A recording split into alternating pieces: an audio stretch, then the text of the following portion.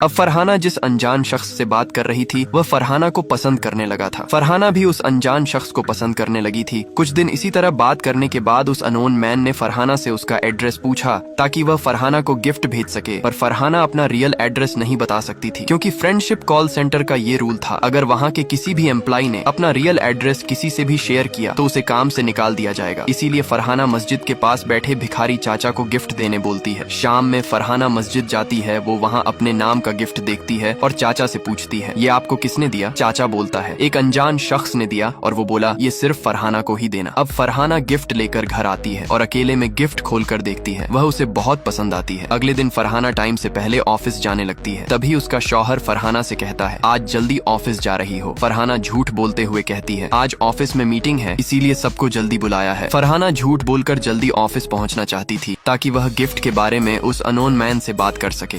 अब फरहाना जो 2 नाव की सवारी करना चाह रही थी, जल्दी से तैयार होकर अपने शौहर से झूठ बोलकर ऑफिस फ्रेंडशिप कॉल सेंटर पहुंच जाती है और उस अनोन मैन के कॉल का इंतजार करती है जिसने उसे गिफ्ट भेजा था, जिसे देख फरहाना बहुत खुश हुई थी। फरहाना जल्दी ऑफिस तो आ गई थी पर उस अनोन मैन के कॉल का कोई अता पता ही नहीं था। ये देख फरहाना बहुत परेशान हो जाती है। फिर उस अनोन मैन के दिए गिफ्ट को बड़े गौर से निहारती है। ये देख फरहाना की सहेली जेली बोलती है, वाओ सो ब्यूटीफुल, किसने दिया ये? तुम्हारे सोहर ने। फरहाना ने जेली से कहा, नहीं यार, उस अनोन मैन ने। अब फरहाना उदास होकर घर चली जाती है। अगले दिन फरहाना ऑफिस जाते वक्त पेपर में कुछ ऐसा देखती है जिसे देख फरहाना डर जाती है। दरअसल पेपर में फरहाना के बारे में ही छपा था। फरहाना जो दूसरे मर्द के साथ बैटिंग करना चाह रही थी, पर फरहाना ने उस अननोन मैन के साथ जो भी बातचीत की थी उन सभी को पेपर में लिखा गया था। यहाँ तक कि जो गिफ्ट फरहाना को दिया था उसके बारे में भी पेपर में लिखा था। ये सब देख सोचकर फरहाना बहुत डर जाती है। ऑफिस पहुंचकर फरहाना ये सब सहेली मीना को दिखाती है। अब सहेली मीना फरहाना की बात सुनकर उसे पुलिस कंप्लेंट करने की सलाह देती है।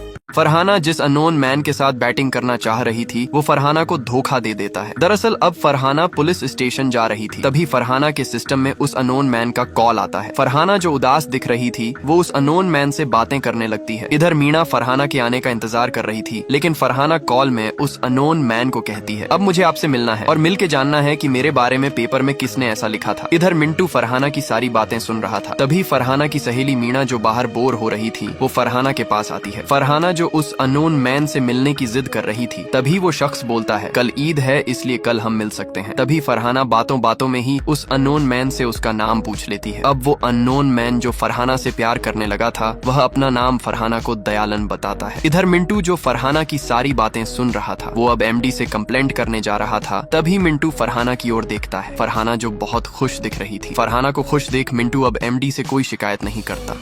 अब फरहाना दयालन के साथ मिलकर खेलना चाहती है 2020 का मैच, इसीलिए वो आज घर जल्दी जा रही थी। तभी सहेली सोफी फरहाना से कहती है, कल रमजान है इसीलिए कल तुम मुझे बिरयानी की पार्टी दोगी। इतना कह के सोफी अपने फ्रेंड के साथ पसीने बहाने चली जाती है। इधर फरहाना भी अपने उस अननोन मैन के साथ क्रिकेट खेलने के बारे में सोचकर खुश हो रही थी। तभी मिंटू जो फरहाना के कांड के बारे में सब कुछ जानता था वो फरहाना को ख्यालों में खोया देखता है। अब अगले दिन ईद का माहौल था। फरहाना सभी के लिए बिरयानी बना रही थी, खास करके उस अननोन मैन दयालन के लिए, जिसके साथ फरहाना आज गुलू गुलू करने वाली है। इधर दयालन भी फुल जोश में था। फरहाना बिरयानी बनाकर घर में सभी को खिलाती है। बिरयानी खा के सब फरहाना की खूब तारीफ करते हैं, पर फरहाना बार बार घड़ी को ही देख रही थी क्योंकि उसे दयालन से मिलने जाना था और वो लेट हो रही थी। कुछ देर बाद सभी ईद मनाने के लिए बाहर चले जाते हैं। अब फरहाना जो घर में अकेली थी वो जल्दी से बिरयानी पैक करके सज धज के दयालन से मिलने चली जाती है। इधर दयालन भी रेडी होने लगा था। अब फाइनली फरहाना सज धज के दयालन से मिलने मेट्रो स्टेशन जा रही थी। तभी फरहाना का सोहर करीम जो मार्केट आया था वो फरहाना को देख लेता है। फरहाना जो डर के मारे छुपते छुपाते हुए दयालन से मिलने जा रही थी, तभी करीम फरहाना को फॉलो करने लगता है। इधर फरहाना जो खुश भी दिख रही थी और डर भी रही थी, पर उसे पता नहीं था कि उसका सोहर करीम और फ्रेंडशिप कॉल सेंटर का इंचार्ज मिंटू जो फरहाना के कांड के बारे में सब कुछ जानता था, दोनों फरहाना को फॉलो कर रहे थे। इधर दयालन भी अब मेट्रो स्टेशन पहुँचने वाला था। तभी स्टेशन में मेट्रो पहुँचती है। फरहाना गौर से उसे निहारती है। इधर करीब और मिंटू भी फरहाना को गौर से देखता है। मेट्रो के अपोजिट साइड दयालन खड़ा था और अब सिर्फ मेट्रो के जाने का इंतजार था, लेकिन तभी फरहाना का मोबाइल वाइब्रेट करने लगता है। फरहाना कॉल उठाती है। दूसरे साइड से नित्या रोते हुए फरहाना को कहती है, सोफिया अब नहीं रही, किसी ने सोफिया का खून कर दिया। ये सुनते ही फरहाना के रोंगटे खड़े हो जाते हैं। दरअसल सोफिया फरहाना के सामने ही उस कॉलर फ्रेंड के साथ पसीने बहाने गई थी। अब हम सोफिया को देखते हैं जिसे धोखे से पलंग तोड़ करने बुलाया गया था।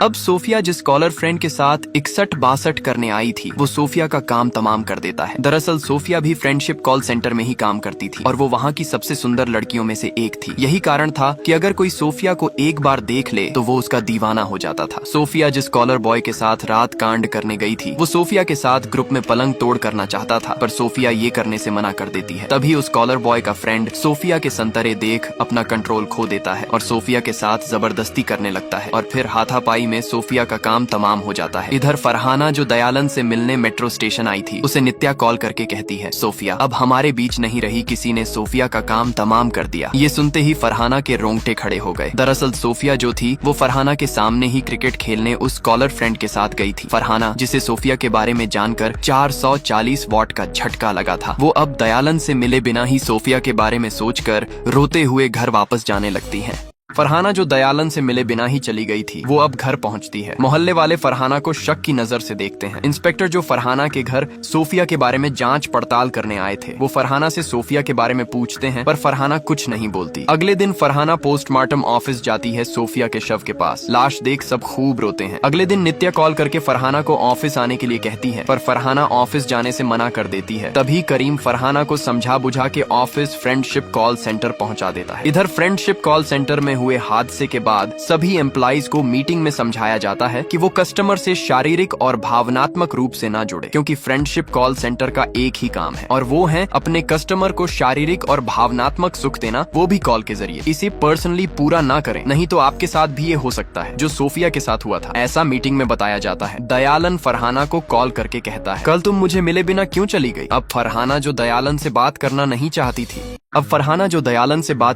चाहती थी, लेकिन फिर भी दयालन कॉल करके फरहाना को कहता है, कल तुम मुझसे मिले बिना क्यों चली गई? मैं पागलों की तरह तुम्हें वहाँ ढूंढ रहा था। पर सोफिया के साथ हुए हादसे को ध्यान में रखते हुए फरहाना अब किसी से भी कनेक्ट होना नहीं चाहती थी। इधर मिंटू जो फरहाना की सारी बातें सुन रहा था, अगले दिन फ्रेंडशिप कॉल सेंटर का सीनियर ऑफिसर फरहाना को उसका टारगेट पूरा करने के लिए कहता है। फरहाना जो किसी भी कस्टमर से बात नहीं करती थी, इसीलिए उसका रैंक धीरे धीरे डाउन होता जा रहा था। प्रेशर के चक्कर में फरहाना नित्या से कहती है, मैं ये काम छोड़ना चाहती हूँ। नित्या फरहाना को एडवाइस देती है, सीनियर से बात करके दूसरे डिपार्टमेंट में ट्रांसफर करवा लो। अब फरहाना ऐसा ही करती है, पर सीनियर फरहाना को 2 हफ्ते रुकने के लिए कहता है। फरहाना दयालन के कॉल का इंतजार करने लगती है, पर उसके कॉल का कोई अता पता ही नहीं था। ये देख फरहाना बहुत परेशान हो जाती है। तभी अचानक फरहाना के सिस्टम में कॉल आता है। कॉल के उस साइड से कोई कुछ नहीं बोलता। इधर फरहाना बहुत खुश हो रही थी, क्योंकि वो समझ गई थी कॉल करने वाला कोई और नहीं, वो दयालन ही है।